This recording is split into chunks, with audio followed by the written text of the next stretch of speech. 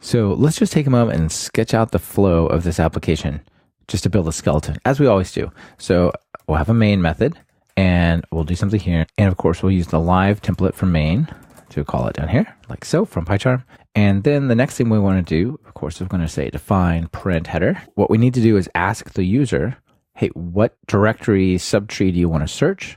And what do you want to search for? So those are the next two things we're going to need. We'll say get folder from user. And similarly, we'll say get search text from user.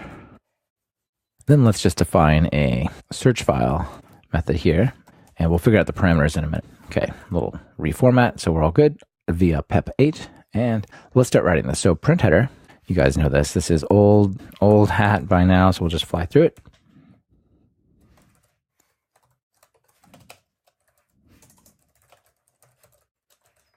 Next, we're going to get a folder from the user. We'll say get folder from user. And let's just do a quick little test. Like if they enter nothing, we'd rather not have our app crash. We'll just say, hey, I can't really search that. Moreover, if they enter a folder that doesn't exist, we'd also want to be able to deal with this. So just do a test. And we'll leverage the truthiness of strings. So we'll say if not folder, print something like, sorry, we can't search that location. Now notice here's a little single quote. This is one of those times where double quote strings are nice and handy. And then we'll just exit out here. Next things, we'll get text.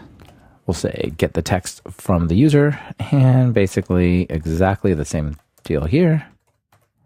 Boom, we can't search for nothing. Notice PyCharm has these grayed out, and that's because it knows there's no return value from that method, and yet we're trying to store it in a variable. It will not crash. It will give us the implicit return none, but that's going to be highly unuseful for us. So that's kind of what the warning is.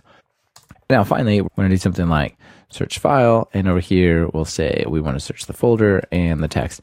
Now, I don't really like this name so much. I'd rather say search files or search folders, something like that. So we can hit Control T and rename this and go, I want to search folders like that, and do the refactoring.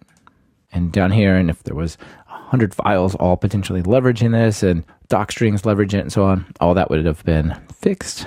Now we need our folders and text, of course. Excellent. So these should be pretty easy to write. Let's just come here and pull this out. Now, we're going to do a little more than just get the text that is the folder. We're actually going to verify it. So we'll ask the user, what folder do you want to search? And we'll say, if not folder. So for some reason that came back empty. I don't think it can ever come back as none, but let's just verify. You just be a little safe. And we'll say, or if possibly the folder is just a white space. Right, so in either case, we'll just return none. So we have nothing, there's no folder, and that will trigger, remember up here, that will trigger this to say, nope, doesn't work. Next, let's verify that this directory exists and that we have access to it. Again, back to our OS, so os.path.exists. We can be a little better. Now we can say is directory in case they put a file and we're trying to search through subdirectories or something like this. You know, maybe we'd write our app to behave differently if you give it a file versus a folder, but we're not doing that right now. So we're just going to say if it's not a directory, we'll just return none. And then finally, let's clean this up a little bit. Let's say we'll return os.path.absolute path. So we have a nice absolute path for our folder instead of something relative. As you'll see, having an absolute path is helpful for later on. Next, let's just get some search text here. We'll say text equals some sort of input again. We'll ask, what are you searching for? And then we'll give a little warning that says single phrases only, because we're not going to do like word stemming and breaking it into parts. We're just going to do basic substring searches.